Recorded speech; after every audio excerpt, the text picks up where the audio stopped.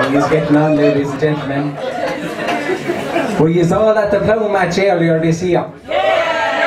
And did you enjoy it? I fucking enjoyed it myself. The first evening I got in there kind of half late. It was 3 o'clock or that. And I was coming down, I parked in beside Sean Murphy's field in Courthill. And we're walking down with Larry Bradley.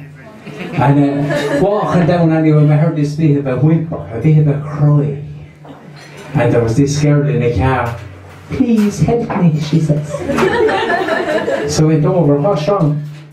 "My car won't start," she says. "And I'm after having a horrendous day and I can't stick it any longer." She was from Cork. So the next thing, she got out of the car anyway. Oh Lord Jesus. 6'4" blonde.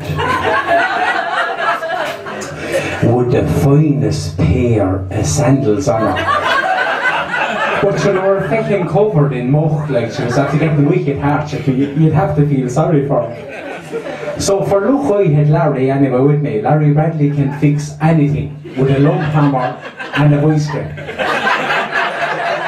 And he'd always have the toolkit with it. No need for diagnostic computers for Larry. Larry would always have the lump hammer over the left ear. Some fellas would have half a fag or a pen. No, Larry had a lump hammer. And the voice grip in the arse pocket. So Larry says, "Don't worry now," and she was kind of crying, she was in bad shape. She said she left Cork in the morning at 6:30 and she got there about fucking 11 o'clock with the traffic. And she was in bad shape, but I didn't know anything about cars, so I left the car to Larry and I started talking to the blonde. Not that I know a whole lot about blondes there, but I was talking away to her anyway, and she says, "Oh, I'm after having a horrendous day, not to talk of the traffic," she says. But I got here, and the minute I got here, I felt very unwell, and I had to go see the doctor.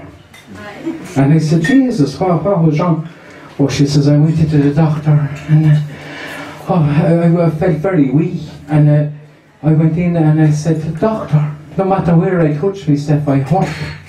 And he says, 'Well, show me, like.' So I went, 'Ow, ow, ow, ouch.' And I says, 'Did he know what was wrong?' 'Oh, he did, he was very good, he told me my finger was broke.'"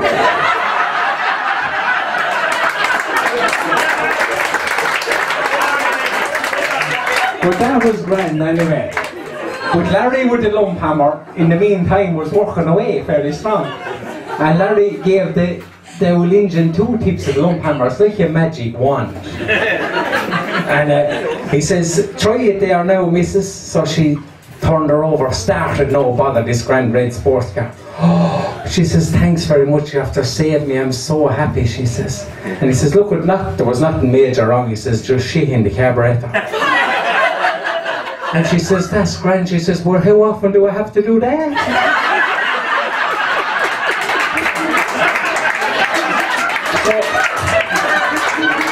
So by the time we were done with the blonde, it was beer tent time. Thanks be to God. And like, what I love about the Ploughing Match, lads, it's fucking Glastonbury for farmers. You'll meet every make and shape of person you'll ever want to see. But when did the fall is beer tent? Come on, Shane. Went in anyway, and I just approached the counter, and look, it's a field day for material for the likes of this. I was standing up at the counter anyway, and I was listening in on these 3 old boys. They're on a day released from the nursing home. 87, 93 and 102. And they had fucking oxygen tanks and drips and everything hanging out. But fair play to them, they were enjoying themselves, sitting up drinking their fucking paddy anyway. And I'm just listening, and one fella says, "Oh jeez," he says, "I'm in awful trouble," he says. I wake up every morning at 7:30 and I'm dying for a piss. And I go try to piss and I can't piss. He says, it's awful frustrating, he says. And the second fella says, do you think that's bad? He says, I wake up at 8 o'clock religiously every morning, dying to dung, he says. And I go to the jacks and I do my best to dung, and I can't dung. It's awful frustrating. And the third fella says, boys, he's running in the halfpenny place, he says. He says, do you think you have it bad? He says. He says, at 8:30 every morning, I have a shout and a piss, he says. No bother at all at the one time. And the boy says, sure, Jesus, what's wrong? I'd love to be able to do it. He says, yeah, but I don't get up till 9 o'clock.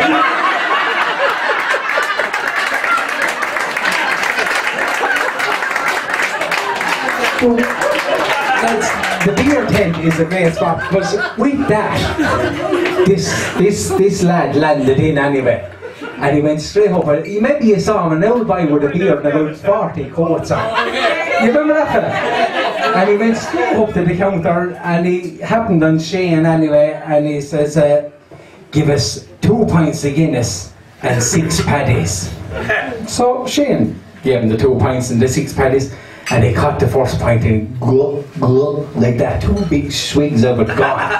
And then he just went down the counter popping these feckin' little powers, one after the other, 6 of them gone. And then he caught the pint to put the fire. He drank it off and a great white to the lips. And Shane was stunned, like, we were all kind of stunned. And Shane says, jeez, he says, I never saw anyone drinking like that before in my life. And your man says, he says, I'll tell you the truth, he says, you drink like that as well if you had what I have. Oh Jesus, Shane, I'm off. Sorry, what have you? I have no money.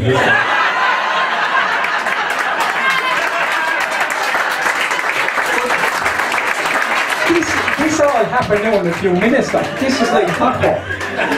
The next thing, this other fella came in, and he went up and he ordered a pint, and the next thing, this fella about that height was in his short pocket, a little fella, and he lifted out his short pocket and he ran up to the bandstand and he started playing the piano.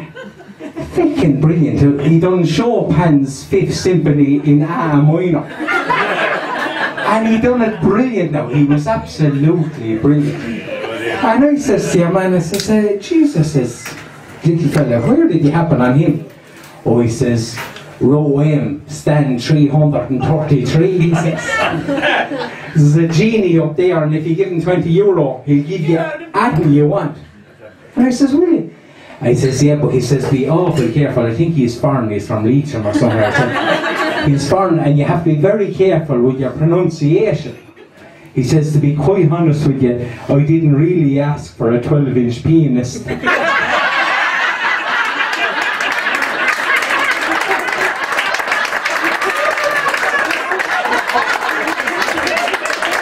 But Jesus, at that moment, I happened on the fella Mick, he's from one side of Bushron. I done a house for him about 14 years ago. And I went down to him, he was hot into the whiskey as well. And you done very well, Shane, actually. But this fella was drinking away anyway, fairly strong. And I went down and I said, jeez, Mick, how are you getting on? I'm not good, he says. He says, since I saw you last, I says, I'm after going through a very tough divorce, he says. Jeez, she's a tough woman. I tell you the God's honest truth, he says, she was like a feckin' hurricane. And I says, how was she like a hurricane? Well, he says, she was wet and wild when she was coming. But she took that feckin' house and the car when she was leaving. Thanks very much. Good luck.